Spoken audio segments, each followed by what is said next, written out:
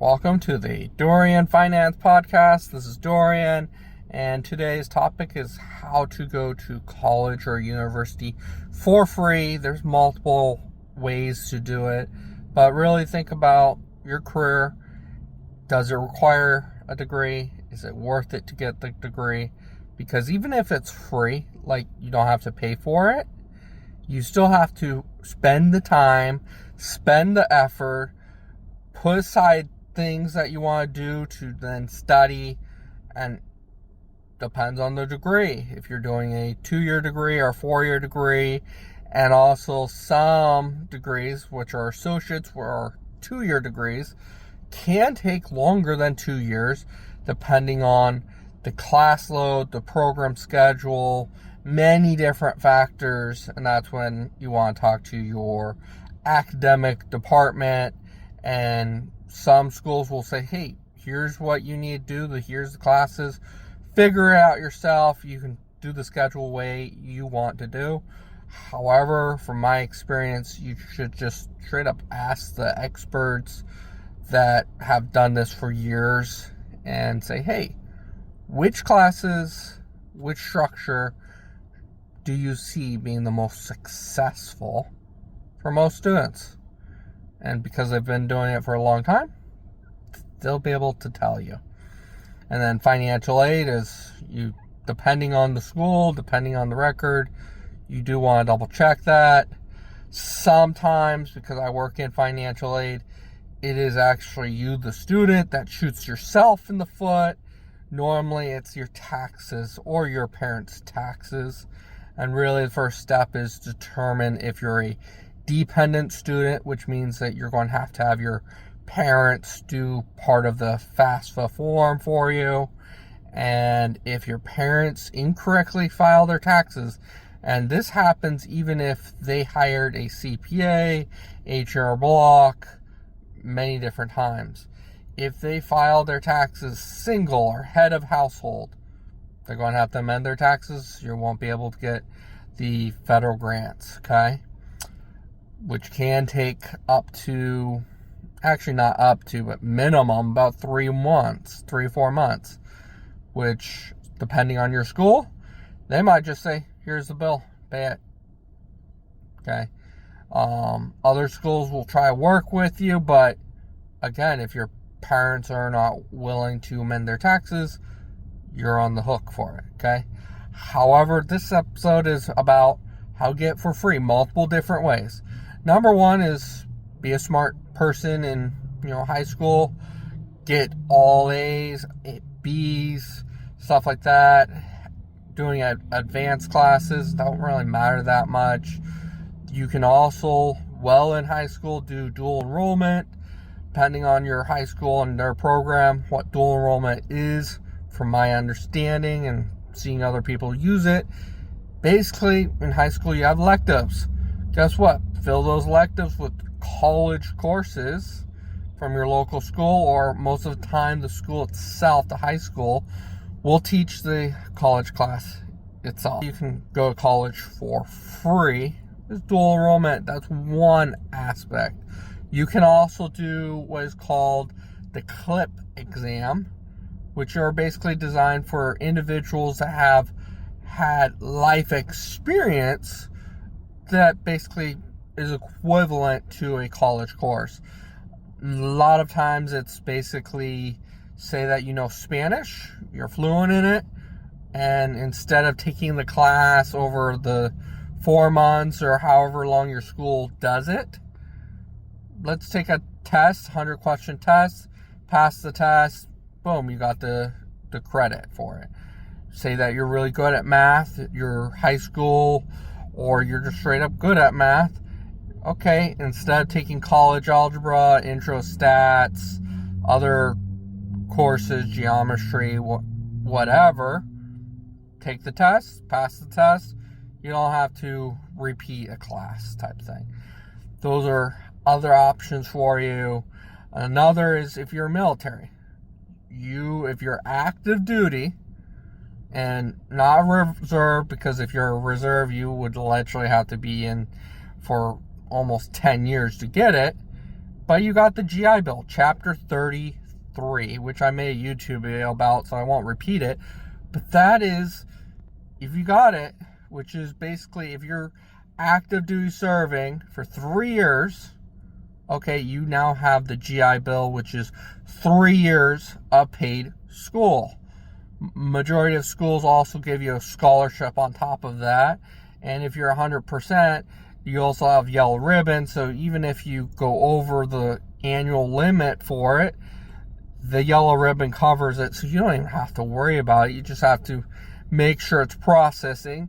And on top of that, not only is your schooling paid for, but you get the BH, which is basically basic housing allowance, which means you're getting paid to go to school. And depending on the area that you're living in, it could be $3,000, could be even more than that per month that the VA is paying you.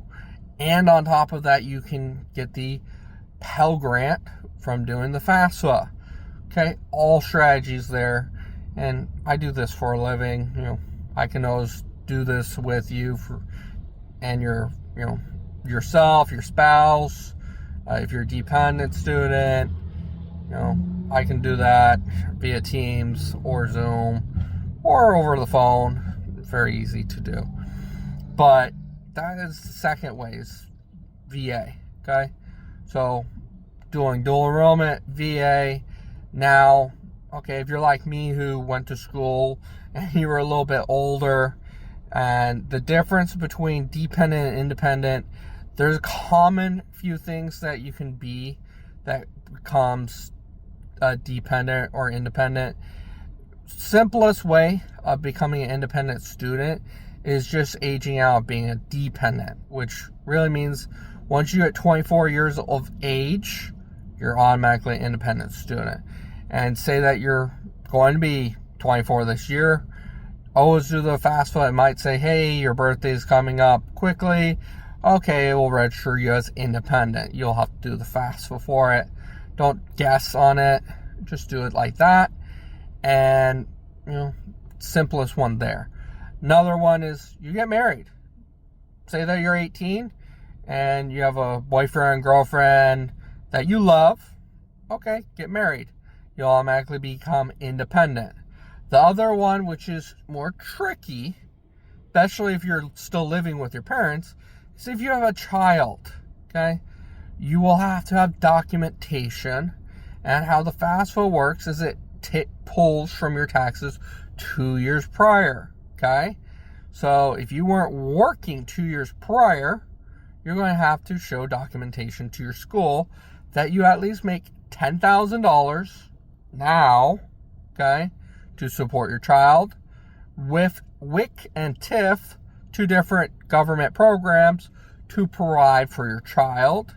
If you're unable to provide $10,000 per year now, or 2 years prior, your taxes, then you're going to be a dependent student regardless of having a kid, okay? And then the fourth common way to become an independent student without aging out, join the military. When you join the military, whether you're 17, some states, I think it's up to 17, but I've heard of people joining earlier, but probably weird rules. But say that you're 18. When you join, you're independent. You can start using not the GI Bill, but there's also a TA for active duty soldiers to go to school, okay? So you have, the military, dual enrollment, now independent students. Once you're an independent student, it is only you that's going to be, evaluated for your situation. And a lot of times, most people that just age out of it have more benefits, and most of the time you're able to go to a public college or university for free. Another one is called the sports scholarships, which is if you're a good athlete, and even now gaming as well. If you're good at video gaming, you can go college for free. You can go to university for free. Pickleball, racquetball, chess, many different, sports that don't have as much competition. They're not as popular. you can be good at that, and you can go to college for free. Okay, sometimes they'll even pay you as well. Depends on that. And say that you're not the best student in school, maybe you got a GED, something like that. It's fine. You can always adapt. There's always other ways around it. And then say that you want to go to, let's take a random one. Let's say, New York University or something like that. That's very expensive and has a low acceptance rate. There's all those feeder programs where you can go to a community college. Many states will have agreements where if you get an associate's degree at this community college, then you'll get automatic acceptance into the university as well. And that's another way of getting in school, getting your the degree that you want from a high reputable school without stressing over the SATs and stuff like that. And that's another way of doing it. There's many different ways around it as well. Then there's also academics. If you are a very smart individual, meaning straight A's, B's, and even going to your school of choice, there's always an academic scholarship. Okay, you just have to prove yourself, and you just continue to maintain that.